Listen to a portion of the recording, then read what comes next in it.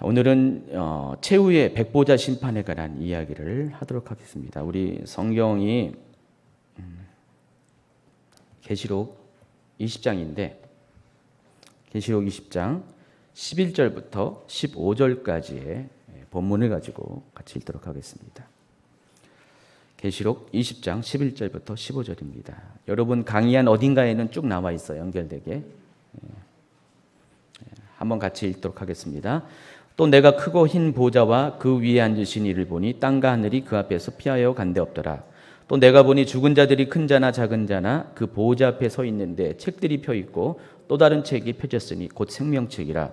죽은 자들이 자기 행위를 따라 책들에 기록한 대로 심판을 받으니 바다가 그 가운데서 죽은 자들을 내주고 또 사망과 음부도 그 가운데서 죽은 자들을 내주매 각 사람이 자기의 행위대로 심판을 받고 사망과 음부도 불못에 던져지니 이것이 둘째 사망 곧 불못이라.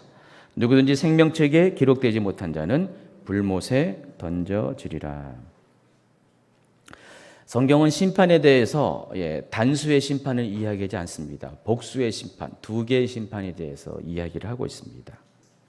근데 우리가 왜 성경은 심판을 두 개로 나누어서 설명하는가에 대해서 좀 의문을 가질 필요가 있습니다. 왜 성경은 우리 인간이 받는 심판을 두 개로 이렇게 설명을 할까? 왜 하나님은 한 번에 딱 끝나지 않고 두 번에 걸쳐서 인간을 심판할까? 그러니까 이런 거예요. 한 번 사람을 죽였어요? 근데 또 죽인다는 거죠. 이게 좀 하나님의 어떤 공이나 형평성에 맞지 않는 좀 잘못된 거 아닌가, 그런 어떤 의심, 연구를 위한 의심이 좀 필요하다는 것입니다. 실제로 성경은 두 개의 심판에 대해서 이야기하고 있습니다. 이 심판은 시간 순서대로 찾아오게 됩니다. 그래서 첫 번째가 계시록 16장에 나와 있습니다. 계시록 16장과 또 19장에 나와 있는데 계시록 16장에 보면은 7 대접 심판이 나옵니다.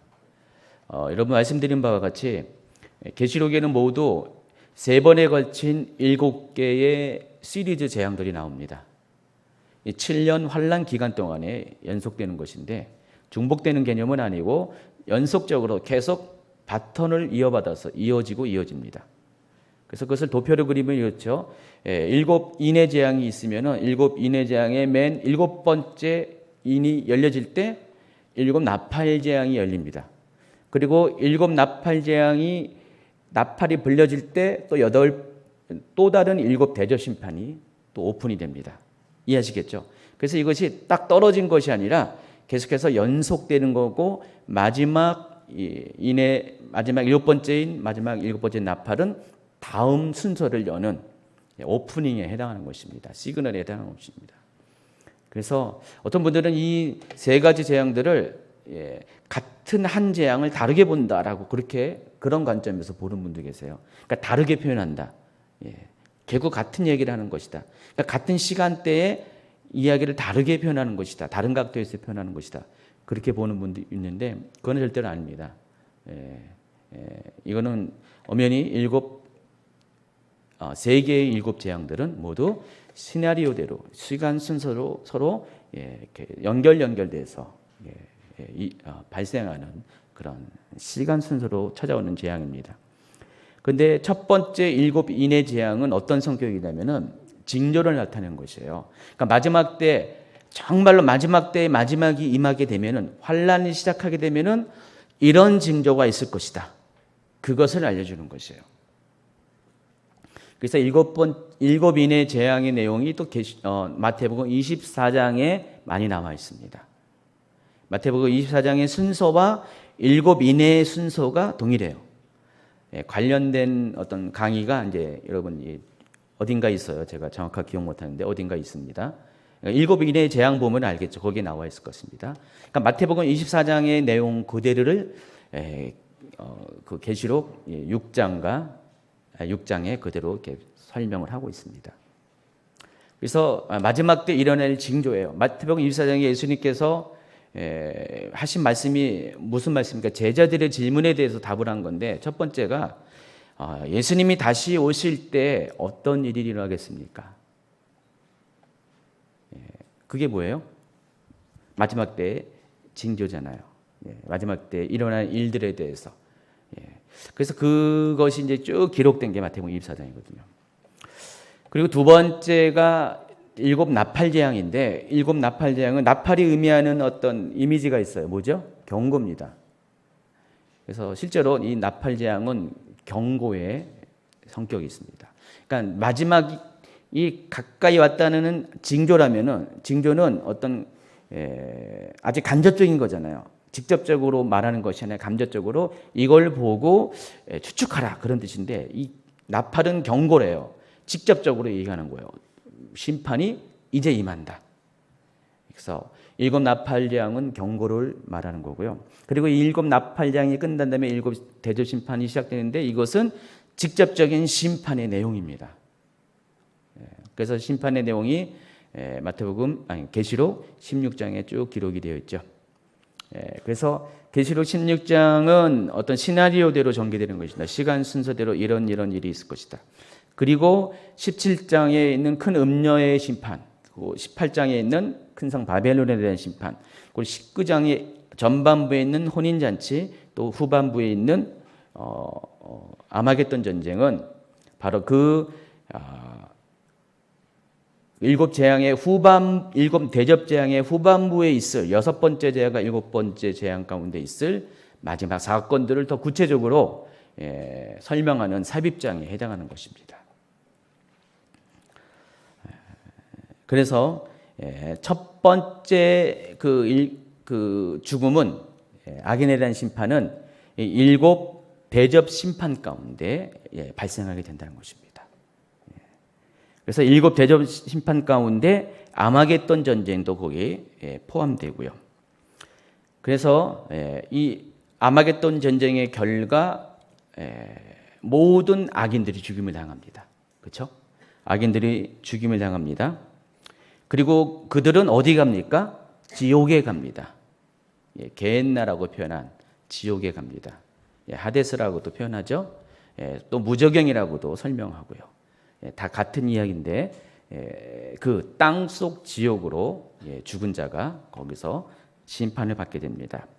이것이 첫 번째 심판이고, 이때 심판은 당하는 자들은 모두 다 악인입니다. 왜 그렇습니까? 의인들은 이미 그 마지막 나팔에 휴거를 당하기 때문에, 휴거를 받아서 이 땅에 존재하지 않고, 또 일부 남은 의인들은 그 대환란 기간 동안에, 후 3년 만에 대환란 기간 동안에 전부 다 순교를 당하기 때문에, 마지막 일곱 대접 심판이 이를 때에는 이미 이 세상은 의인은 한 명도 없어요. 남아있지 않습니다. 그래서 심판의 대상은 모두가 다 악인들이에요. 그래서 이 아마겟돈 전쟁 결과 악인들에 대한 심판이 1차적인 첫 번째 심판이 끝나면은 시간 순서적으로 그 다음에 도래하는 것이 천년왕국이죠. 천년왕국인데, 천년왕국은 상징적인 의미가 아니라 문자적인 천년을 의미합니다. 그래서 이 천년의 기간 동안 의인들은 이 천년왕국의 백성으로 거하게 됩니다. 이미 휴거받은 자들인데 이 천년왕국 가운데 내려오게 되죠. 그래서 천년왕국의 백성이 됩니다. 지난번에 천년왕국에 대해서 두 번의 강의를 거쳐서 이야기를 했고, 천년왕국의 백성이 누구인가에 대해 설명을 했죠. 그래서 천년왕국은 두 종류의 사람들로 구분되는데, 첫 번째는 그리스도와 함께 왕노릇하는 사람들. 이 사람들은 바로 14만 4천과 같이 주를 위해서 순교한 사람. 계시록 20장 4절, 5절, 6절에 나와 있죠. 이런 사람들이 천년왕국에서 그리스도와 함께 왕노릇하는 사람이고, 또 그들의 통치를 받는 일반 백성들이 있는데, 이들이 바로 휴거 백성이라고 그랬어요. 기억나시죠? 그래서 천년왕국은 이렇게 일단 다 이렇게 순교를 했건 어떻게 죽었건에 휴거를 당해서 일단 천국에 갔다가 다시 돌아온 사람들, 그런 사람들이 천년왕국에 거하게 되고, 악인들은 여전히 지옥에 머무게 됩니다. 그러니까 첫 번째 부활이 바로 천년왕국 전에 있을 것이고, 그 기간 동안에 악인들은 여전히 지옥 가운데 있을 것입니다. 천년왕이 끝납니다. 천년의 기간이 끝나면은 천년왕 마지막 때 또 한 번의 전쟁이 일어나게 되죠. 그게 무슨 전쟁입니까? 곡과 마곡의 전쟁. 그러니까 지난주에 이 이야기를 다뤘습니다. 이 곡과 마고의 전쟁의 가장 중요한 핵심은 뭡니까? 지금 많은 분들이 오해하고 있는 지금 중동의 이스라엘을 둘러싼 중동의 사람들, 거기서 곡과 마곡이라고 표현하는 것이 그런 사람들을 말하는 것이 아니라고 그랬죠. 그러니까 에스겔 38장이 문자적으로 마지막 때 이루어지는 것이 아니라고 그랬어요. 왜냐하면 곡과 마곡의 전쟁이 일어나는 천년 왕국 이후의 상황은 이미 이 세상은 마지막 심판에 의해서 일곱 번째 대접 심판에 의해서 완전히 이 세상은 존재 자체가 없어진 거기 때문에 완전히 멸망당하기 때문에 그 예전에 곡이라는 마곡이라는 실은 곡이라는 것이 지명도 아니잖아요. 사람의 이름이잖아요. 그런 어떤 민족과 나라의 특성과 경계가 이미 없어진 상태라는 것입니다. 그러니까 천년왕국은 새로운 세상이에요. 새로운 세상이에요. 근데 그것을 이렇게 자꾸만 그쪽으로 이렇게 연결해가지고 이 아마겟돈 전쟁과 곡과 마곡을 같은 전쟁으로 이제 몰아가고 있습니다. 그러나 그래서 성경적인 해석이 합니다. 아마겟돈 전쟁에 대해서 많은 분들이 이스라엘과 중동의 세력들 간의 싸움이라고 이해하고 있는데 절대 아닙니다.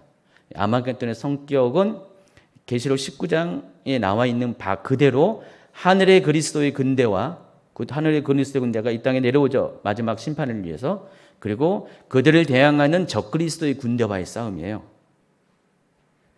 그러니까 어느 민족과 어느 민족의 싸움이 아닙니다. 어느 진영과 어느 진영의 싸움이 아니라 하늘의 군대와 이 세상의 군대, 그리스도의 군대와 적그리스도의 군대와의 싸움이 아마겟돈 전쟁입니다. 아마겟돈 전쟁의 실체가 그런 거예요. 성격이. 근데 이 부분에 대해서 그렇게 이해를 안 하고 그냥 어떤 민족과 민족의 싸움으로 이렇게 어떤 지역과 지역의 싸움으로 이해하는 것, 이것은 좀 잘못된 것입니다. 그러니까 에스겔 38장 때문에 그렇게 이해를 하는 거죠. 에스겔 때문에. 그런데 에스겔의 이야기는 결국은 계시록 20장의 모티브를 주어주는 것이죠.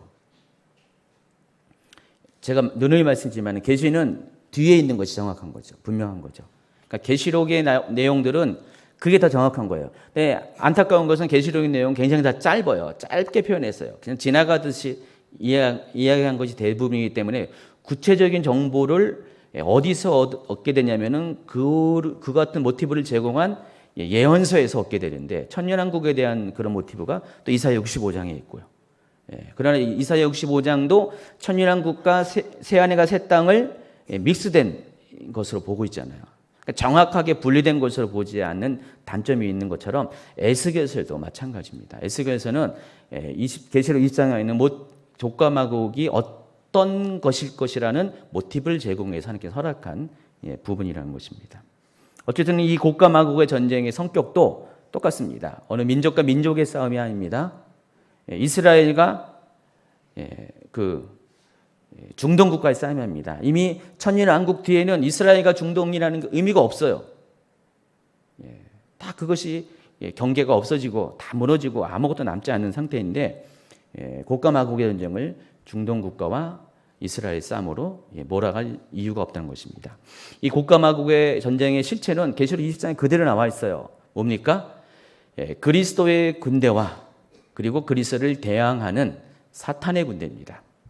아까 아마겟돈 전쟁의 그 전쟁이 그리스도와 적그리스도의 군대와의 싸움이라면은 이 곡과 마곡의 전쟁은 그리스도와 사탄이에요. 이해하시겠죠? 그래서 적그리스도는 이미 멸망당하고 없기 때문에 아마겟돈 전쟁의 결과 둘째 사망, 영원한 불못으로 들어갔기 때문에 적그리스도는 더 이상 존재하지 않고 이제 사탄만이 남아 있는데 무적영에서 풀려나온 다음에 곧바로 곡과 마곡의 전쟁을 일으키잖아요. 그래서 사탄을 따르는 그 군대들과 그리스도를 따르는 군대와의 싸움입니다. 이게 인류의 마지막 전쟁이라는 것입니다. 그래서 제가 이것을 설명한 것이 여러분 그 강의 안에 몇 페이지에 있냐면은 1370페이지에 나와 있어요. 이 전쟁은 아마겟돈 전쟁과는 곡과 마곡의 전쟁을 말합니다. 1000년의 시간 간격이 있습니다. 그래서 두 전쟁은 별도의 전쟁입니다. 첫째, 아마겟돈 전쟁은 천년왕국 이전의 전쟁이고요. 곡과 마고의 전쟁은 천년왕국 이후의 인류 최후의 전쟁입니다. 잘 구분하셔야 돼요. 그러니까 이 중간에 천년왕국이 들어가 있던 것입니다. 천년이라는 시간 간격이 있어요. 아마겟돈 전쟁과 곡과 마고의 전쟁은 그러니까 다른 전쟁입니다. 또 이 전쟁 모두 인류를 대표하는 어느 진영끼리의 전쟁이 아니라 아마겟돈 전쟁은 어느 군대끼리요? 그리스의 군대와 적그리스의 군대 사이의 전쟁. 곡과 마고의 전쟁 또한 그리스의 군대와 사탄의 군대와의 전쟁. 또 어떤 분들은 이 전쟁들을 영적인 것으로 상징적인 것으로 푸는 분이 있는데 아닙니다. 이 전쟁들은 실제 하는 전쟁이에요. 물리적인 전쟁이에요. 육체적인 전쟁을 의미합니다. 어쨌든 이 곡과 마고의 전쟁의 결과 사탄의 군대편에 서 있는 사람들은 하늘에서 내려온 불에 태워지는 심판을 당합니다. 그러니까 죽임을 당한다는 것입니다. 그래서 우리가 이 대목에서 생각해 볼 것이 있어요. 아주 중요한 여기에 또 힌트가 있습니다. 곡과 마곡의 전쟁에서 그리스도를 반대하는, 대항하는 그 사람들이 과연 누굴까? 사탄의 군대편에 서는 사람이 누굴까? 지난 시간에도 잠시 이야기했지만 오늘 결정적인 증거를 얻을 수가 있습니다. 먼저 알아야 될 것은 이 전쟁은 상징적인 전쟁이 아니기 때문에 물리적인 전쟁이에요. 그래서 실제적인 죽음이 있다는 것입니다. 그리고 이 곡과 마곡의 전쟁에서 그리스도를 대적하는 사람들은 과연 누구일까? 제가 지난 시간에 얘기했잖아요. 왕노릇하는, 그리스도와 함께 왕노릇하는 이 첫째 부활자는 절대로 그리스도를 반대할 수가 없어요. 이미 이들은 둘째 사망의 권세를 이긴 자예요. 그러니까 영원한 왕국에 대해서 완전히 보장된 사람이라는 것입니다. 그래서 가능성은 일반 백성 중에, 휴거 백성 중에 찾을 수가 있는데, 휴거 백성도 둘로 나눈다고 했죠. 첫 번째는 1세대, 천년왕국의 1세대가 있어요. 그러니까 천년왕국은 생육이 있는 나라입니다. 그래서 천년왕국이 그냥 하늘에 있는 천국과 같은 개념이 아니에요. 옛적에 에덴 동산과 같은 그런 성격의 나라입니다. 그래서 거기는 나음이 있는 거예요. 자손이 있어요. 그 모티브가 어디 있다고 있어요? 이사야 65장에 남아 있다고 했죠. 그래서 거기서는 출생이 있어요. 자손이 계속해서 번식이 되는데, 번식이라면 또 동물적인 이야기고 생육이 되는데, 이 생육의 속도가 대단하다고 그랬잖아요. 왜냐면 여기는 마귀도 없죠. 그러니까 질병이 없어요. 여기는 고통도 없어요. 환경적인 제약도 없어요.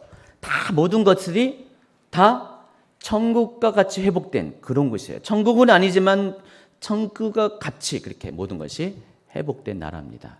그러다 보니까 굉장한 생육이 일어나게 됩니다.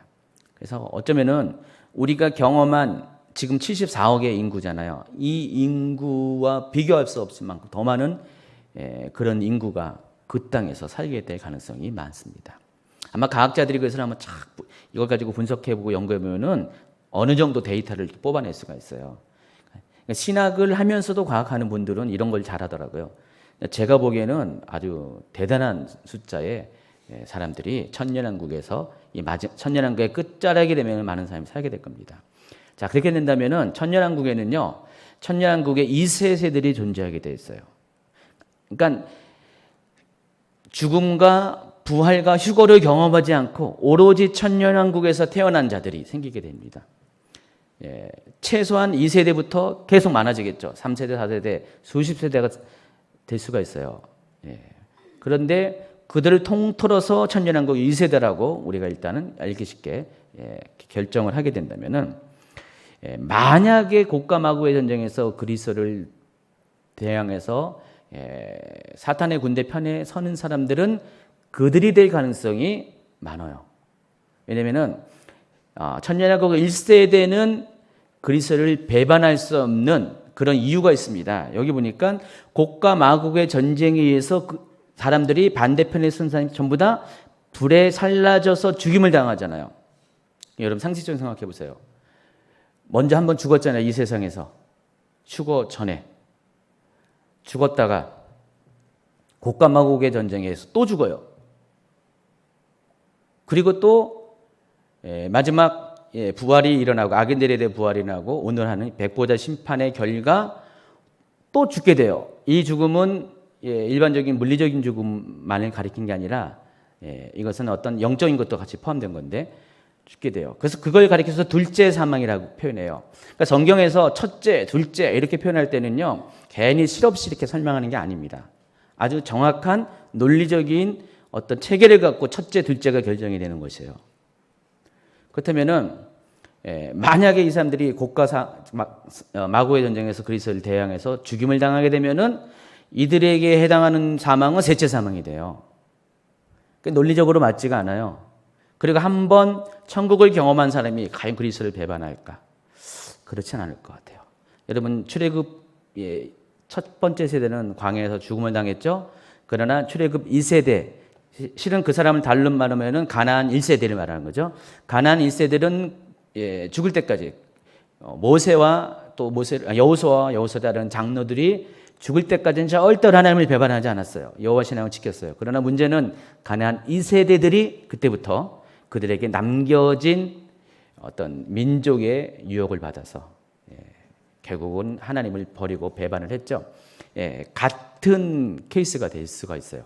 그래서 천년왕국의 2세대들은 하나님을 잘 경험하지 못했기 때문에 이들은 또 마귀도 모르잖아요. 거기서 출생했기 때문에. 그래서 마귀가 등장할 때 천년이 차고 마귀가 다시 등장할 때 유혹을 받을 가능성이 많다는 것입니다. 왜냐하면 첫사람 아담과 하와도 그렇게 마귀의 유혹을 받았기 때문에. 그래서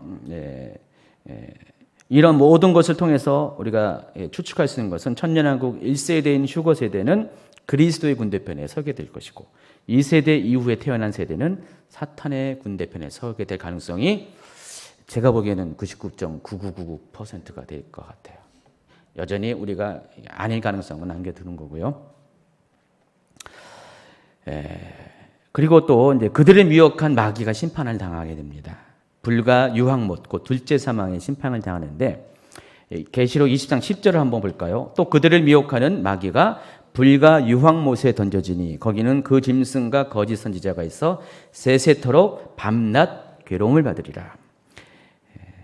또 마태복음 25장 42절도 보세요. 왼편에 있는 자들에게 이르시되 저주를 받은 자들아 나를 떠나 마귀와 그 사자들을 위하여 예비된 영원한 불에 들어가라. 그래서 이 마귀와 그 사자들을 위해서 예비된 것이 영원한 불인데 이게 바로 불과 유황으로 이렇게 설명한 바로 둘째 사망을 말합니다. 둘째 사망이 계시록 21장 8절에 나와 있습니다. 그러나 두려워하는 자들과 믿지 않는 자들과 흉악한 자들과 살인자들과 음행한 자들과 점술가들과 우상숭배자들과 거짓말하는 모든 자들은 불과 유황으로 타는 못에 던져지니 이것이 둘째 사망이니라.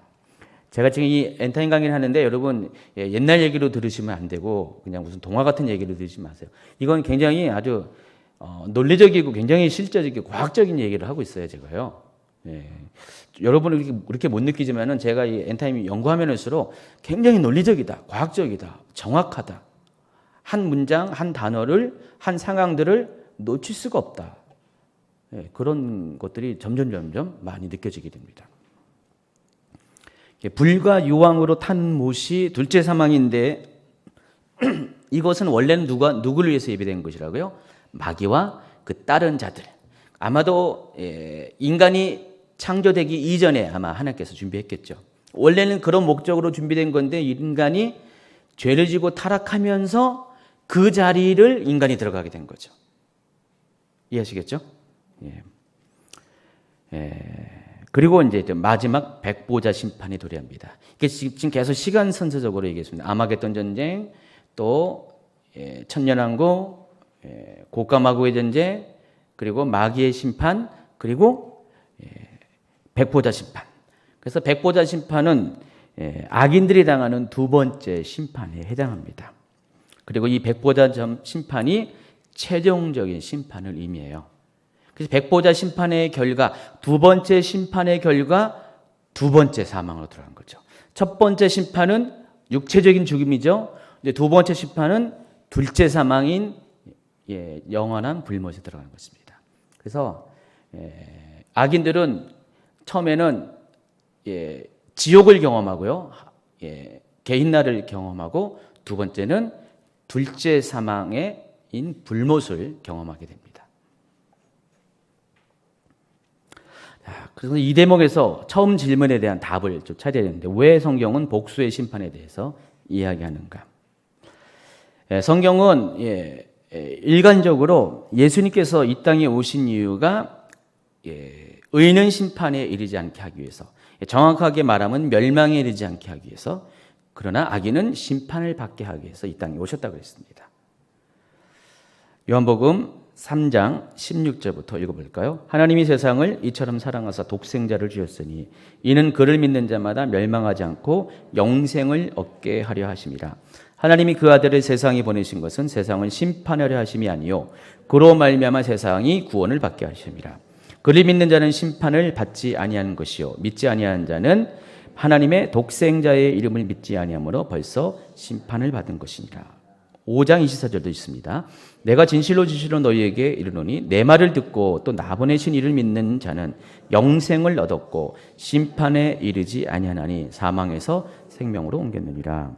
예수님이 오신 이유가 의인과 악인에 대해서 아주 명백한 차별이 있는데 의인은 심판을 당하지 않고 영생하게 하기 위해서, 또 악인은 반드시 심판을 받게 하기 위해서 옵니다. 그래서 심판이라는 단어 자체가 의인에게는 해당하는 것이 아닙니다.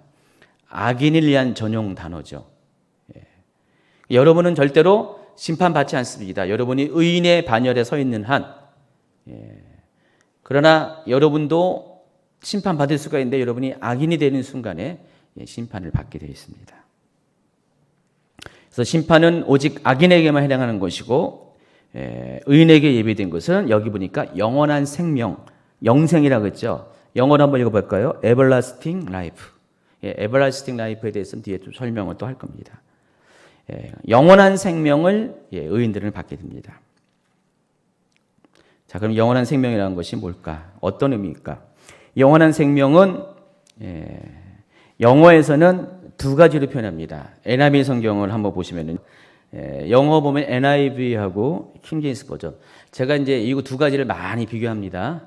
한글은 개역개정과 한글 킹제임스, 영어는 NIV하고 또 킹제임스, 영어 킹제임스 이거를 많이 비교해요.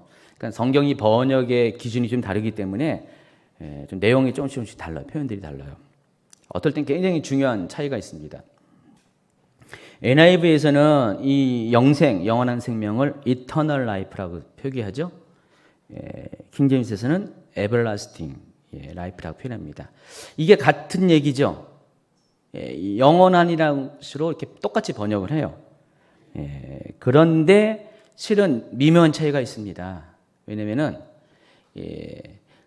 영원한 것이 다 영원한 것이 아니라 이 everlasting이라는 단어는 그 원래 이 헬라어 단어가 한번 읽어보세요. 이게 뭐 어렵지 않잖아요. 그냥 발음 그대로 아이오니온. 이게 헬라어가 이 everlasting에 대해 하는 거, 영원한이라는 단어에 해당하는 원래 헬라어 단어가 아이오니온인데 이 단어의 뜻은 영원하다라는 단순한 의미만 있는 것이 아니라 영원히 존재한다라는 뜻을 갖고 있어요. 그래서 우리가 이것을 축약하면은 영원한 생명을 영생이라는 것처럼 영원히 존재하는 것을 영존이라고 표현할 수가 있죠. 영원하다. 약간 애매한 것이 있어요. 근데 이 everlasting은 영원히 존재한다는 뜻이에요. 존재한다. 뭐로 존재할 것 같아요? 육체로 우리가 존재하게 됩니다.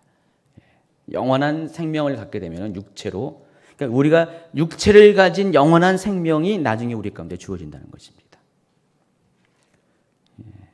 그래서 NIV 성경보다는 이 킹제임스 성경의 everlasting이 영존하는 생명이 원래 이 원어에 맞는 정확한 번역이 되는 것입니다. 이 천국에 관한 것도 이런데 지옥에 관한 것도 마찬가지예요. 이미 지옥에 관한 설명을 제 96강에서 했는데 이 지옥도 역시 eternal이 아닙니다. everlasting입니다. everlasting. 계시록 20장 아까 10절 읽어봤죠. 또 그들을 미혹하는 마귀가 불과 유황못에 던져지니, 이게 뭐라고 했어요? 둘째 사망이고 최종적인 심판이라고 했죠. 거기는 그 짐승과 거짓 선지자도 있어서 세세토록 밤낮 괴로움을 받으리라. 여기서 이 세세토록이 뭐예요? 에버라스팅입니다. 에버라스팅입니다. 그래서 예수 그리스도를 영접하는 사람들이 영생을 얻는다는 그 의미는, 정확한 의미는 하나님 나라에서 영원히 거하는 존재가 된다는 뜻이에요. 이 말은 뭐죠? 구원을 빼앗기지 않는다는 것입니다. 절대로 지옥 가지 않는다는 것입니다. 절대로 둘째 사망의 권세를 눌리지 않는다는 뜻입니다. 그러니까 세세토록 구원을 받는다. 그럼 이것은 영원한 왕국에 들어간다는 그런 의미예요. 단지 천국에 간다는 수준이 아니라, 천년왕국까지 간다는 수준이 아니라, 그 넘어 천국과 천년왕국을 넘어 영원한 하나님 나라에, 영원한 왕국에 들어간다는 그런 뜻이라는 것입니다. 예수님은 오신 이유가 여러분 하여금 바로 그러한 생명을 주기 위해서 이 땅에 오신 거죠. 영원한 생명, 에버라스팅 라이프를 주기 위해서. 단지 천국 가게 하는 것이 목적이 아니라니까요. 여러분, 천국 가는 목적으로 사는 분 계시죠? 이제 목표를 바꿔야 돼요. 더 길게 바꿔야 됩니다. 왜냐하면 천국은 영존하지 않기 때문에. 우리가 지금 알고 있는 이 하늘나라 천국은 영원하지 않습니다. 이 말을 하면은 도대체 목사님이 무슨 이단적인 말을 하는 거 아니냐? 아닙니다. 제가 그런 게 아니라 성경이 이렇게 말하고 있기 때문에. 천국은 영원한 것이 아니에요. 제한된 시간 안에만 존재하는 것입니다. 언제까지예요? 천국은 천년왕국 전까지예요. 인간 편에서는 천년왕국 정이지만은 하나님 편에서는 천년왕국 넘어서까지죠. 새하늘과 새 땅, 계시록 21장에 오기까지, 그 전까지는 하늘나라는 존재할 겁니다. 인간 편에서는 이미 천년왕국 때 다 내려왔기 때문에 천국에는 존재할 이유가 없죠. 그러나 하나님은 계속 그 보호자가 그 위에 계시죠. 어쨌든 간에 천국은, 하늘나라는 제한된 시간까지, 거기까지만 존재하는 것이에요. 천년왕국도 마찬가지예요. 영원하지 않아요. 천년이라는 시간 안에만 존재하는 것입니다. 에버라스팅하지 않다는 것입니다. 천년왕국이 지나면은 새하늘과 새 땅이 펼쳐지고 하나님 보호자가 있는 하늘의 도성인 새 예루살렘이 이 땅에 내려오게 되는데, 그때부터 에버라스팅이 카운트가 되는 것이죠. 그래서 영원히 끝나지 않는 모든 것이, 한번 그 안에, 그 세계 안에 들어가면 모든 것이 죽거나 없어지지 않고 소멸되지 않고 영원히 존재하는, 영존하는 그런 세상이 오게 된다는 것입니다. 그 이전까지는 다 제한적이고요, 한시적이고 임시적인 것입니다. 천국도 지옥도 다 임시적인 것이에요. 제한적인 시간 안에만 존재하는 것입니다. 그러니까 완전한 하나님 나라는 에버라스팅 라이프가 임하는, 영존하는, 영원히 존재하는 그 시간이 오게 되는 새하늘과 새 땅, 새 예루살렘이 도래하는 계시록 21장 그때부터입니다.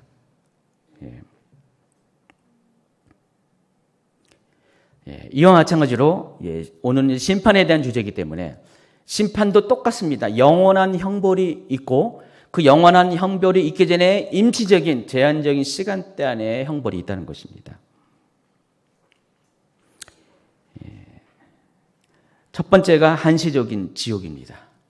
이것은 영원하지 않습니다. 이 땅의 지옥은 영원하지 않습니다. 한정된 시간 안에만 존재합니다.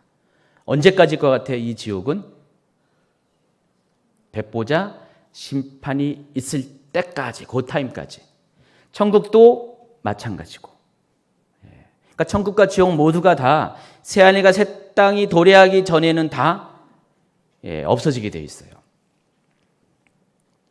그리고 두 번째 영원한 형벌, 영원히 존재하는, 없어지지 아니하는 영원히 에버라스팅한 그 형벌이 주어지는데, 그게 바로 둘째 사망입니다.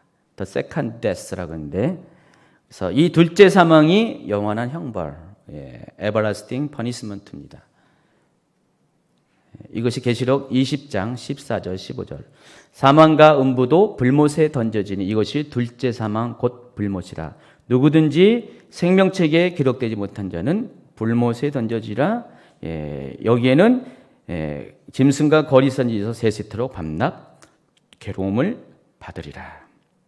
그래서 이 마지막 두 번째 사망, 둘째 사망인 영원한 불못에 들어가면은 다 만나요. 제일 먼저 들어가는 게 둘째 사망의 영원한 불못에 제일 먼저 티켓 끊고 들어간 존재가 있었죠. 누구예요? 적그리스도와 거짓 선지자. 그들이 먼저 들어가서 1000년 동안 기다리고 있어요. 고통을 당하면서. 그리고 1000년이 지나니까 두 번째 누가 들어옵니까? 사탄이 들어오죠. 그리고 맨 마지막으로 악인들이 들어옵니다. 다 만나요, 거기서. 아마겟돈 전쟁 가운데 적그리스도의 편에 든 모든 존재들이 거기서 다 만나요. 얼싸 좋게 그러겠어요? 영원한 하늘 나라에서는 얼싸 좋겠죠. 근데 거기서는 얼싸 좋은 게 아니죠. 거기서 다 만납니다. 일명 하수 종말 처리장이죠. 거기서 다 만나게 되어 있습니다. 여러분은 어디서 만나요? 영원한 하나님 나라에서 다 만나야 돼요. 만나길 바랍니다. 꼭 만나세요. 다 여러분이 이 한시적인 이 천국과 영원한 여기 천년왕국도 다 넘어서 에버라스팅 라이프를 하나님 나라에서 꼭 취하기 바랍니다. 이처럼 두 단계의 심판이 필요한 이유가 있습니다. 한마디로 말하면은 하나님의 계획이 그와 같기 때문에 그래요. 또 이렇게 설명하면은 너무 심심하잖아요. 그렇죠? 너무 단순하잖아요. 그래서 조금만 제가 약간의 또 부가적인 설명을 하면은 이 두 단계의 심판이 필요한 이유는 하나님의 계획이 그러해지만은 그 중간에 뭐가 있냐면 천년왕국이기 때문에 그래요. 만약에 천년왕국이라는 그 기간이 없으면은 심판은 하나면 충분할 수도 있어요. 한 번의 심판으로 끝날 수가 있는데 이 천년왕국이 그 중간에 껴 있습니다. 천년왕국은 어떤 겁니까? 그리스도의 신부들 된 여러분 성도들과 또 신랑이신 예수님이 천년왕국 기간 동안에 하나가 되어서 행복한 삶을 누리는 것. 그게 실은 혼인잔치예요. 혼인잔치. 계시록 19장 초반부에 남아있는 전반부에 남아있는 혼인잔치가 천년왕국으로 실현이 되는 것이죠. 예수님이 여러분을 혼인잔치에 부르잖아요. 하나님께서 여러분 부르잖아요. 근데 그 혼인잔치에 들어간다는 그 의미는 천국에 들어간다는 것이 아니라 천년왕국에 들어가는 것을 말하는 것이에요. 이곳에서 하나님은 그리스도의 신부들을 더 정결하고 온전하게 다듬습니다. 아주 깨끗하게 완전한 신부가 되게 만듭니다. 왜 그러냐면은 이후에 있을 영원한 나라, 에버라스팅한 나라에 가면은 그때 가서는 후회하면 안 되잖아요. 에버라스팅한 영존하는 나라에서 이미 영원한 생명과 영원한 형별이 주어졌는데 그때 가서 후회할 수가 없잖아요. 되돌릴 수가 없잖아요. 그래서 하나님은 이 천년왕국 기간에 마지막으로 사람들을 더 정결하게 하고 더 온전하게 합니다. 천년왕국도 그런 과정입니다. 그래서 하나님과 완전히 그리스도와 연합되는 그런 과정. 정말 완전히 이제는 더 이상 에버라스팅한 세계 안에 들어가면은 또 다른 선택이 있을 수가 없으니까 하나님은 그 천년왕국 기간에 그 기간을 허락하셔서 결국 어떻게 돼요? 마귀가 한번 등장하니까 미혹당한 사람은 미혹당하고 또 거기서 또 그리스도의 신부로서 군대로서 용맹하게 쓴 사람도 그렇게 서게 되잖아요. 그래서 하나님은 더 한 번의 그 시간들을 허락합니다. 이것이 필요한 이유는 하나님의 사랑도 필요하지만 하나님의 공의도 충족되어져야 하기 때문에 천년왕국은 하나님의 공의를 완성시키는 안전장치 그렇게 여러분이 이해하시기 바랍니다. 어찌됐든 심판도 이 천년왕국으로 인해서 두 단계의 심판이 필요합니다. 첫째는 한시적인 지옥입니다. 땅속의 어두운 공간입니다. 심연이 깃든 공간입니다. 이 무저갱이라는 뜻은 없을 무자에다가 땅저에다가 밑저에다가 구덩이갱이에요. 끝이 없는 구덩이, 깊은 구덩이 말합니다. 그 지옥입니다. 그 지옥 깊은 곳에는 누가 있습니까? 마귀가 있죠. 그래서 성경에는요, 뭐 구약에서는 소울이라는 단어를 쓰고요. 그리고 신약 성경에서는 헬레어로서는 게헨나라는 단어가 가장 많이 쓰이고, 모두 13번의 그 단어 중에서 12번이 게헨나 쓰이죠. 그리고 이제 하데스라는 뜻도 쓰이고요. 이곳은요, 육신으로 가지 않아요. 영혼만 가요. 육신은 죽어서 땅에 묻혀 있고요. 영혼만 가는데 저도 잘 알지 못해요. 저도 잘 이렇게 100% 지식은 없지만은 그럼에도 불구하고 고통을 느끼는 곳이에요. 지옥이라는 것은. 육신은 없지만은 고통을 느껴요. 그럼 두 번째 영원한 형벌, 이 everlasting punishment, 이 둘째 사망은 영과 혼과 육 모두가 가는 것입니다. 왜냐하면 이것을 위해서 부활을 하잖아요. 다음 주에 이제 마지막 때 부활에 대해서 배우게 될 건데, 이때 악인들의 부활이 있거든요. 천년왕국 후에 백보자 심판에 앞서서 악인들의 부활이 있습니다. 그래서 이들은 영원한 형벌을 어떤 상태로 간다고요? 영과 혼과 육 모두 가진 상태. 또 천국도 어떻게 돼요? 영과 혼과 육 모두를 가진 상태에 천국에 들어가는 것입니다. 아니, 영원한 나라, 왕국에 들어가죠. 천국은 육이 없어요. 영과 혼만 갖고 올라가는 것입니다. 천년왕국은 영혼육 모두, 또 에버라스팅 랜드도 똑같이 영혼육 모두. 요 차이가 있다는 것을 아시기 바랍니다. 자, 그러면은 이 백보자 심판 때는 어디 있는가? 저도 몰라요. 그러나 이 땅과 이 하늘은 아닌 것 같아요. 그렇다고 해서 천년왕국도 아닌 것 같아요. 하나님이 계신 어디예요? 중요한 것은 백보자 심판이라는 그 이름 가운데 있는 것처럼 하나님의 보좌가 있는 곳. 아마도 이것이 천국일 가능성이 많아요. 천국일 가능성이 많은데, 그러나 정확하게 그것이라고 또 말할 수도 없어요.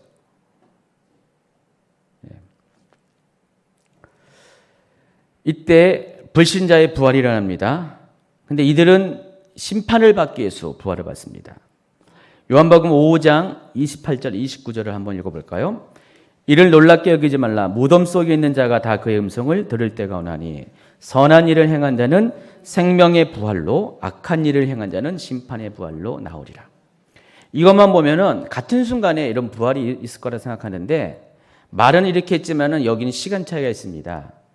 선한 일을 행한 자, 곧 의인이 생명의 부활로 나오는데, 이들은 언제 이 부활이 있습니까? 바로 휴거 때.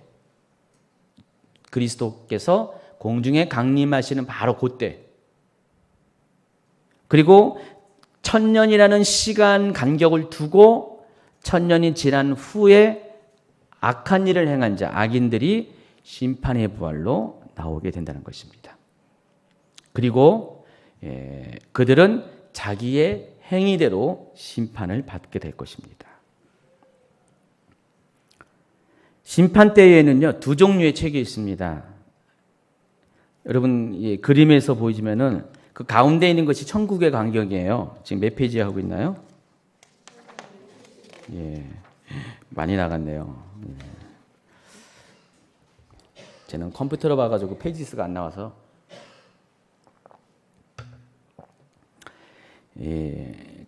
이게 이제 계시록 이 4장에 나와 있는 천국의 모습이죠. 가운데 뭐가 있습니까? 하나님 보좌가 있죠. 하나님 보좌의 모습이 잘 묘사된, 잘 이렇게 구체적으로 뭔지를 계시록 4장에서 보시고요. 하나님 보좌 앞에 뭐가 있습니까? 하나님의 7영이 있죠. 촛대로 표현했죠. 그 앞에 뭐가 있습니까? 네 생물이 있죠.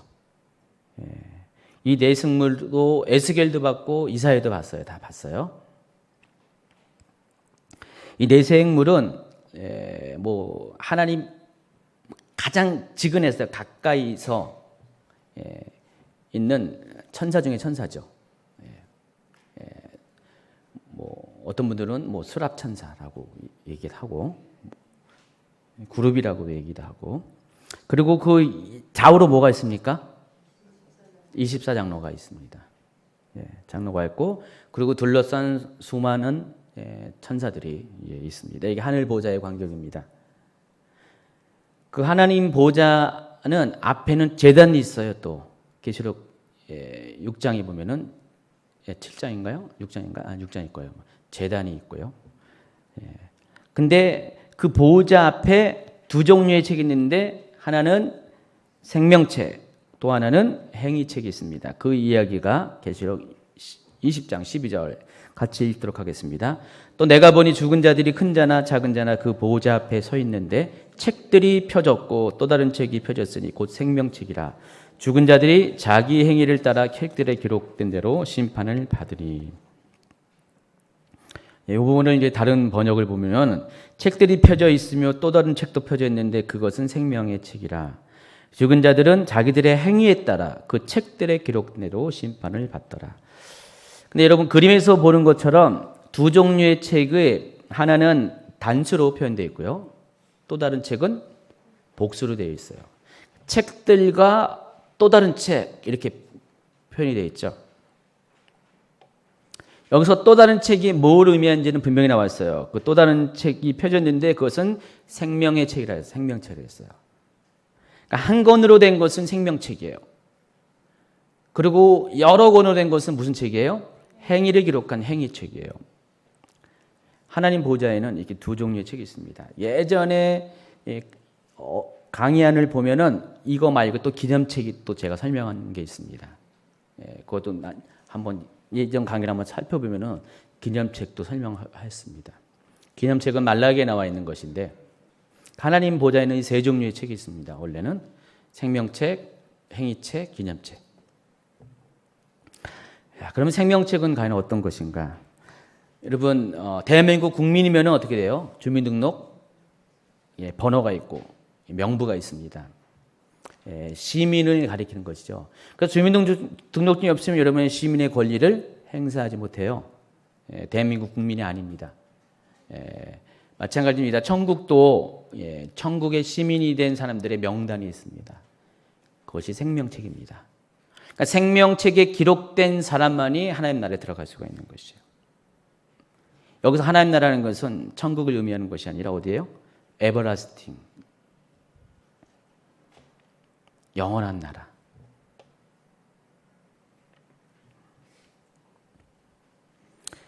그래서 이 생명책에 이름이 있냐 없냐에 따라서 여러분의 운명이 결정됩니다. 영원한 하나님 나라에 들어가냐, 둘째 사망에 들어가냐. 여러분의 생명책에 기록이 돼 있으면 어떻게 여러분은 영원한 나라에 들어가는 것이에요. 그래서 지난번에 우리 장소영 교사님이 그 성막과 절기 강의하시면서 욤 키르프 대속죄일 얘기하셨죠. 이스라엘 사람들이 가장 중요히 여긴 것이 대속죄일이라고 했어요. 나팔절, 원단절 바로 다음에 이어지는 열흘간의 기간. 실제로는 한 달 동안 그것이 더 굉장히 중요하게 느껴지는데, 이스라엘 사람들은, 유대인들은 그 한 열흘 기간, 원단절이, 여러분의 원단절이 굉장히 신년이 오면 굉장히 기쁘고 새해를 맞이하는 아주 흥분해 있는데, 그들은 그때부터 굉장히 두려움에 쌓인다고 그랬어요. 그 나팔이 불려지는 그때부터 열흘 동안에 자기가 잘못하면 어떻게 돼요? 지옥에 간다고 믿기 때문에요. 그러니까 하나님의 책이 펼쳐지는데 그 열흘 기간 동안에 사람들이 어떻게 한 행위에 따라서 거기에 명단에 들어가냐 안 들어가냐 결정이 되기 때문에, 거기에 명단이 빠질까 봐 두려워해서 계속해서 회개하고 남들에게 잘하고, 그래서 그때 뭐라고 했어요? 그때 밀린 어떤 뭐가 있으면 그때 얘기해야 되고요. 하고 싶은 말 있으면 그때 얘기해야 된다고 했죠. 왜냐하면 막 화를 내거나 악을 행하면은 거기에 이름이 지어질까 봐 유대인들은 두려워하기 때문에 웬만한 부탁이면 다 들어준다고 했잖아요. 생각 안 나세요? 모르시구나. 예. 예, 그만큼 그 원단절, 나팔절부터 그게 이제 태양력 그러면은 이제 우리 달력은 한 7월 달입니다. 예, 그때부터 이 대속죄일 기간까지는 굉장히 유대인들에게는 중요한 기간이에요. 장막절도 중요하지만은 그래서 이러한 어떤 것들이 이미 유대인들에게도 다 있어요. 아주 오래된 그들의 신앙입니다. 신앙인데 하나님은 실제로 이 생명책에 그 이름이 농명됐다, 기록됐다라는 거죠. 이름이 기록됐다. 성도들만이 영원한 하나님 나라에 들어갈 수 있도록 그 기회를 준다는 것입니다. 다니엘서도 이 부분에 나와 있어요. 12장 1절 볼까요? 우리 엔타임 강의 끝나면 제가 다니엘서 할 겁니다. 12장 1절 한번 읽어볼까요? 그때 내 민족을 호위하는 큰 군주 미가엘이 일어날 것이요 또 환란이 있으리니 이는 개국 이래로 그때까지 없던 환란일 것이며 그때 내 백성 중 책에 기록된 모든 자가 구원을 받을 것이다. 여러분 다니엘서는 구약의 계시록입니다. 아주 놀라운 책이죠. 마지막 때에 대해서 계시록 수준으로 아주 정확하게 기록된 책입니다. 여기엔 적그리스도에 대한 것들이 다 나와 있고요. 여기 보니까 마지막 심판에 관한 얘기 나오는데 역시 생명책을 말하고 있습니다. 누가복음 10장 20절에도요. 생명책에 대한 힌트가 나와 있습니다. 그러나 귀신들이 너희에게 항복하는 것으로 기뻐하지 말고 너희 이름이 하늘에 기록된 것으로 기뻐하라. 빌립보서 4장 3절도 또 참으로 나와 멍에를 같이 한 내게 구하노니 복음에 나와 함께 힘쓰던 저 여인을 돕고 또한 글레멘트와 그 외 나의 동역자들을 도우라. 그 이름들이 생명책에 있느니라. 딴 거 기뻐하지 말고요. 생명책에 이름이 기록된 것. 그 모든 가치보다 더 중요한 것이 영존하는 하나님 나라에 들어가는 것이 최종적인 목표가 되어야 되기 때문에 그것을 기뻐하는 것입니다. 그러니까 생명책에 기록되지 못한 사람은 적그리스도를 경배하게 된다고 계시록 13장 8절 읽어볼까요? 죽임을 당한 어린 양의 생명책에 창세 이후로 이름이 기록되지 못하고 이 땅에 사는 자들은 다 그 짐승의 경배하리라. 17장 8절도 내가 본 짐승은 전에 있었다가 지금은 없으나 장차 무저갱으로부터 올라와 멸망으로 들어갈 자니 땅에 사는 자들로서 창세 이후로 그 이름이 생명책에 기록되지 못한 자들이 이전에 있었다가 지금은 없으나 장차 나올 짐승을 보고 놀랍게 여기라 그랬습니다. 그러니까 어떤 논리적인 설명에 보면 생명책에 기록되지 못한 사람이 짐승을 적그리스도를 경배한다 그랬는데 이 말을 뒤집어 이야기하면은 적그리스도를 경배하는 자는 생명책에 기록되지 못한다. 그렇게도 우리가 이해할 수가 있습니다. 여러분 마지막 때 적그리스도를 경배하잖아요. 그 편에 있으면은 여러분은 따놓은 당상입니다. 어디로 가는 것이? 영원한 지옥에 가는 것이 따놓은 당상입니다. 또 생명책에 기록되지 못한 사람은 심판을 받게 됩니다. 누구든지 생명책에 기록되지 못한 자는 불못에 던져지리라. 오직 어린 양의 생명책에 기록된 자들만 들어가지라. 그러니까 기록되지 못하면 들어가지 못한다는 것입니다. 자, 중요한 것이 또 있습니다. 이 생명책에 기록된 이름은 한 번 쓰여졌다고 영원한 것이 아니라는 것. 지워질 수가 있어요. 그것이 어떻게 가능합니까? 가능하다니까요. 시편 60편 28절 볼까요?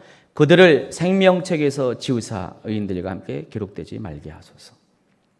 출애굽 32장 32절 외우기 쉽죠? 32장 32절 그러나 이제 그들의 죄를 사하시옵소서. 그렇지 아니하시면 원하건대 주께서 기록하신 책에서 내 이름을 지워버려 주옵소서. 계시록 3장 5절 이기는 자는 이와 같이 흰 옷을 입을 것이요 내가 그 이름을 생명책에서 헐고 지우지 아니하고. 이 쭉 보면은 생명책에 직접적으로 지운다는 표현도 있고요. 생명책에서 결코 지우지 말라다는 간청, 악인들은 지우게 해달라는 것을 보면은 지워질 가능성이 있기 때문에 그렇게 말하는 것이잖아요. 그렇기 때문에 이스라엘 사람들은 그렇게 대속죄일 전후에 짧게는 열흘 또 길게는 30일 동안을 그렇게 금식하면서 회개하면서 하나님께 잘 보이려고 애를 쓰는 게 생명책에서 지어질 두려움이기 때문에. 그런데 크리스천들은요 너무 당당해요.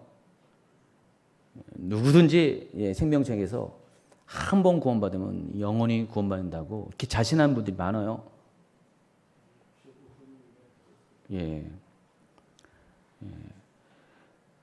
제가 지금까지 설명했던 하늘의 킹덤 오브 헤븐, 그리고 또 천년왕국, 밀레니엄 킹덤, 그리고 영원한 왕국, 에버레스팅 킹덤, 이 개념들을 쭉 보시면은요, 여러분 이 영원한 하나님 나라까지 가는 과정이, 물론 누구든지 갈 수 있도록 예수님께서 그 길을 열어놓으셨지만은 실은 그 길은 아무나 가는 게 아니라 좁은 문을 통과하는 사람만이 가는 거잖아요. 좁은 길, 좁은 문, 쉬운 길이 아닙니다. 그래서 여러분이 정말 이렇게 생명책에 기록될 만큼의 정말 하나님이 요구하시는 그런 삶을 살지 못하면은 들어가지 못한다는 그런 경각심을 가져야 된다는 것입니다. 너무 구원에 대해서 자신만만하지 마세요. 당장하지 마세요. 구원파가 왜 이단이죠? 아주 그런 부분에서 극단적인 선택을 하기 때문에. 솔직히 그 범위가 어딘지는 저도 뭐라고 100% 말할 수는 없어요. 여러분에게. 여기부터 여기까지는 구원받습니다. 여기 이상은 구원받지 못합니다. 말할 수는 없어요. 오직 하나님만이 아시죠. 하나님만이 판단하시죠. 그러나 명확한 것은 우리도 구원을 놓칠 수가 있다는 것은 분명한 것 사실이에요. 성경이 말하고 있기 때문에. 하나님 보좌 앞에 두 번째 책, 행위책이 있습니다. 계시록 20장 12절 다시 한번 읽겠습니다. 또 내가 보니 죽은 자들이 큰 자나 작은 자나 그 보좌 앞에 서 있는데 책들이 펴졌고 뛰어넘어서 죽은 자들이 자기 행위를 따라 책들에 기록된 대로 심판을 받는다. 뭐라고 했어요? 생명책은 단수인데 이건 복수입니다. 왜 복수일 것 같아요? 사람이 많아서? 사람이 많아도 생명책은 한 권의 책으로 다 했잖아요. 근데 여기서 복수인 이유는 이 책들은 사람마다 개인의 행위를 기록한 책이기 때문에 그래요. 개인별로 주어진 책입니다. 그래서 이 책들이 하나님 보호자 옆에 있는 책들인데 뒤에 나와 있는 생명책을 뛰어넘어서 뒤에 나오는 죽은 자들이 자기 행위를 따라 책들에 기록된 대로 심판을 받는다는데 그 책들의 그 영어 표기는 정관사 더를 썼어요. 더 북스예요. 더 북스인데 정관사 더란 것은 앞에 있는 무언가가 명사가 있고 그것을 말할 때 정관사 더를 붙인다는 영어의 기본적인 문법을 오늘 배웠습니다, 여러분. 앞에 설명하지 않은 것은 채로 처음 나온 것은 그냥 부정관사 어를 붙여요. 여기 영어 선생님 저기 계시는데 영어 선생님 맞죠? 이준영 집사님 맞죠? 부정관사 어는 그냥 처음에 언급한 거, 더는 한번 언급한 것을 다시 얘기할 때 그 책들, 하나님 앞에 두 가지 책이 있습니다. 책들과 또 다른 책이 있는데 그 책들이 뭐냐면 뒤에 나와 있는 죽은 자들이 자기의 행위를 따라서 책들에 기록된 대로 심판을 받는데 바로 그 책들 말한 것입니다.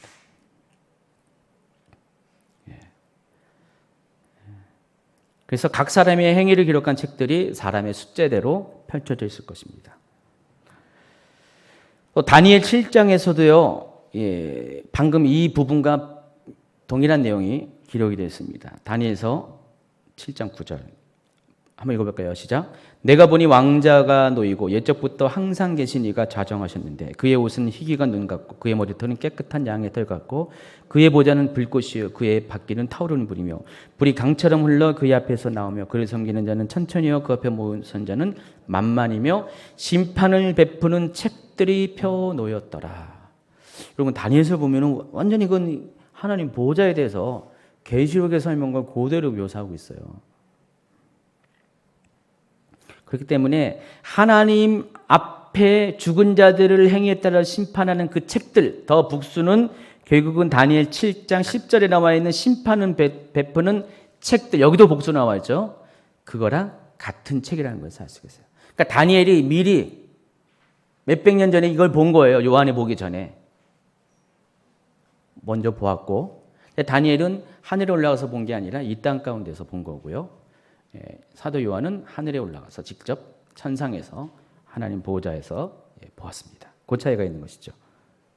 같은 책이에요. 그래서 이것은 심판을 베푸는 책이라는 것을 말씀하셨습니다. 근데 심판을 베푸는 책은 그 기준이 뭐라고요? 사람이 자기가 한 행위에 따라서 심판을 베푸는 책들이라는 것입니다.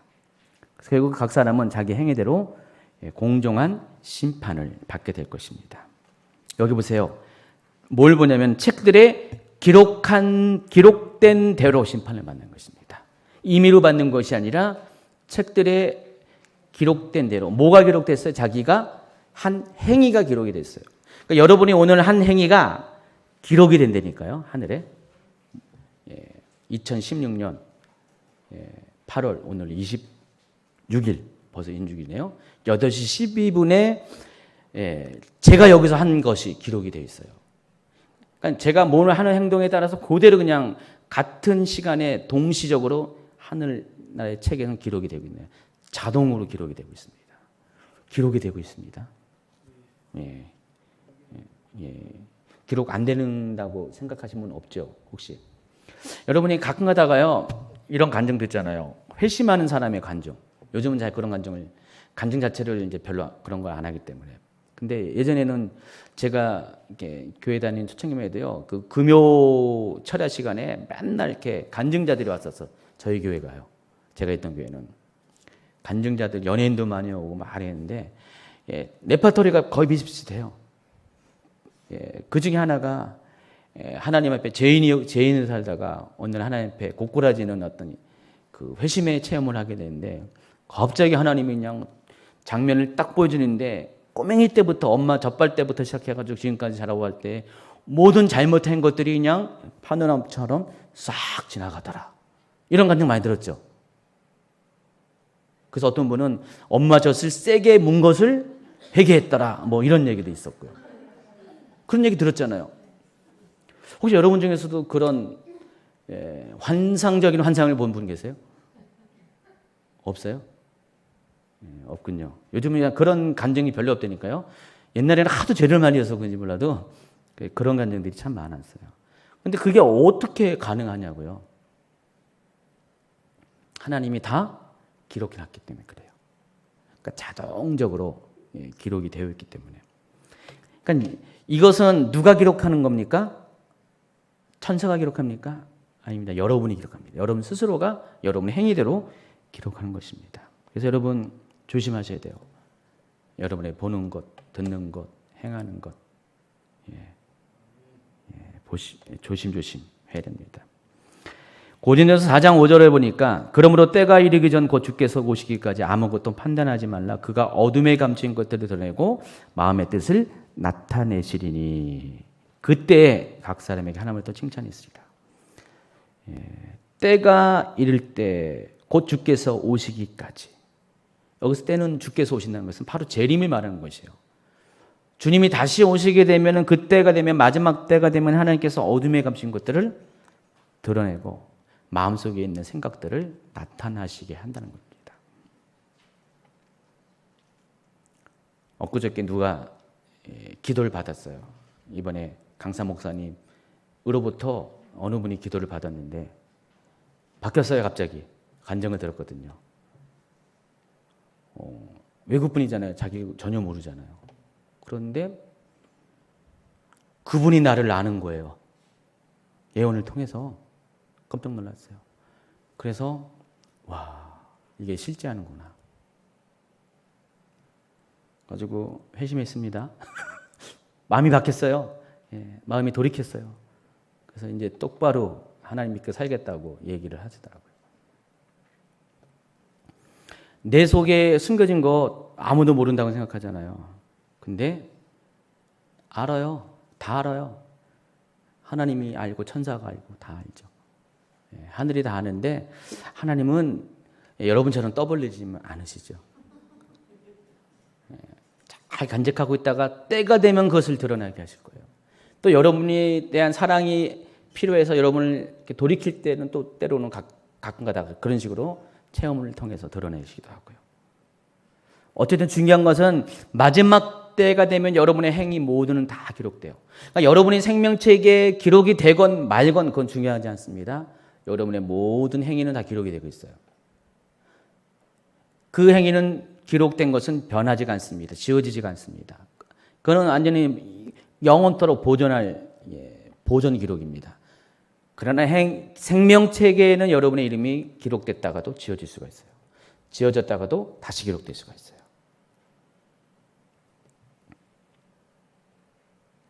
또 한 가지 중요한 게 있습니다. 여러분이 비록 잘못이 행위책에 기록이 되어 있다 할지라도 여러분 행위책에 잘못이 기록 안 된 사람이 누구 있겠어요? 아무도 없어요. 다 여러분의 행위는 어릴 때부터 지금까지 앞으로 모든 것은 반드시 기록이 되어 있습니다.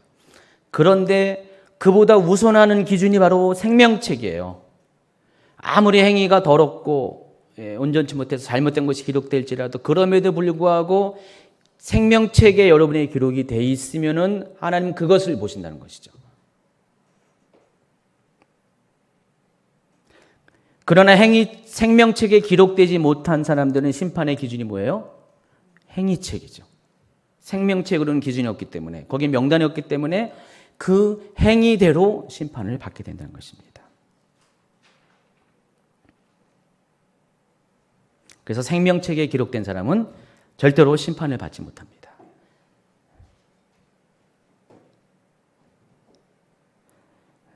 그렇기 때문에 여러분 이 생명책이 기록되는 것은 여러분의 구원과 연계되는 직결되는 거기 때문에 반드시 이 생명책에 여러분의 이름이 기록되어져야 되고 여러분의 기록된 이름이 지워지지 않도록 늘 언제나 여러분이 깨어 있어야 돼요. 거룩한 옷을 입어야 돼요. 여러분이 이미 입어준 성도의 거룩한 옷이 혹 여러분의 잘못된 행위로 더러워지게 되면 어떻게 돼요? 재빨리 그것을 빨아야 되죠. 고쳐 입어야 되죠.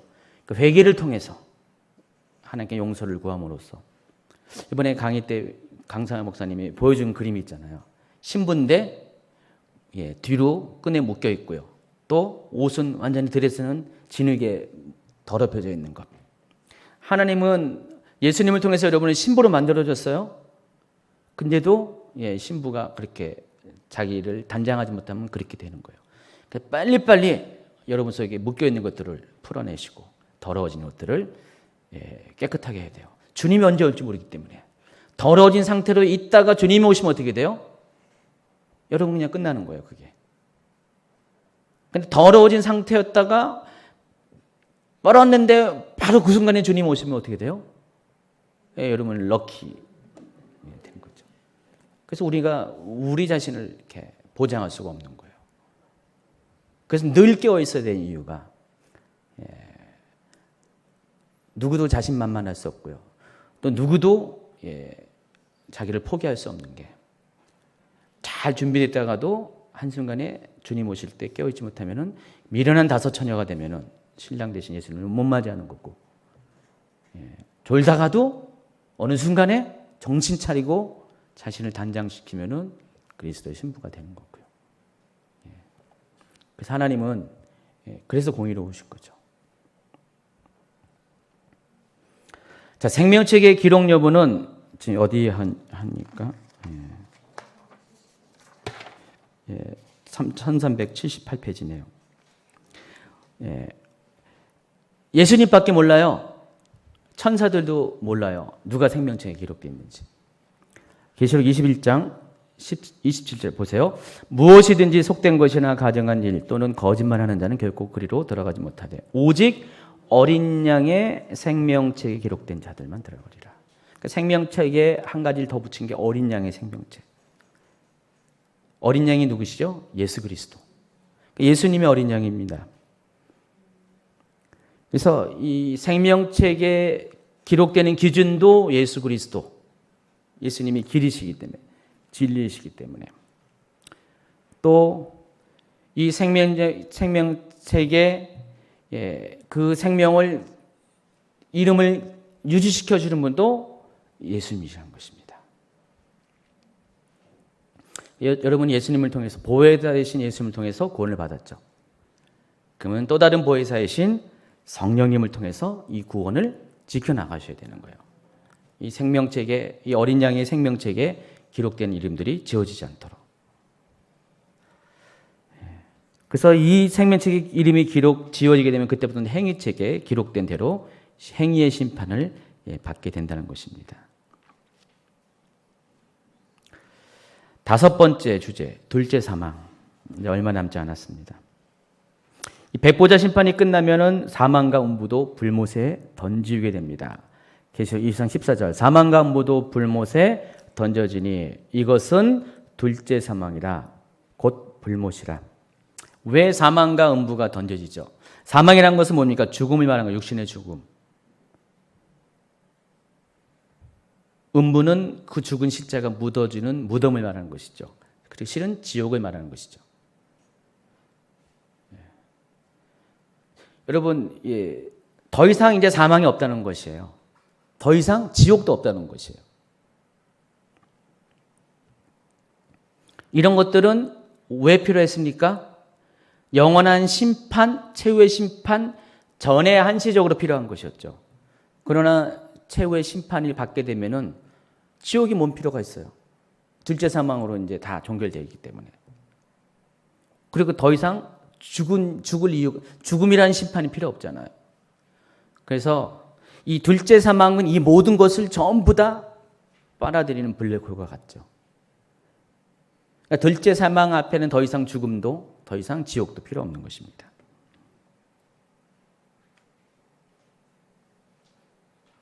그리고 이때 누구든지 생명책에 기록되지 못한 사람은 바로 이 불못, 둘째 사망에 던져지게 됩니다. 계시록 21장 8절은요. 이 둘째 사망 불못에 던져진 악인들의 모습을 구체적으로 열거합니다. 읽어볼까요?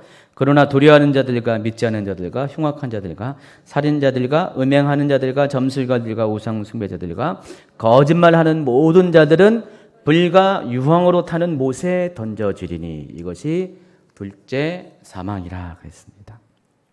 잘 살펴보면은 둘째 사망에 던져지는 조건들이 다 뭐예요? 자신의 행위 때문에 그래요.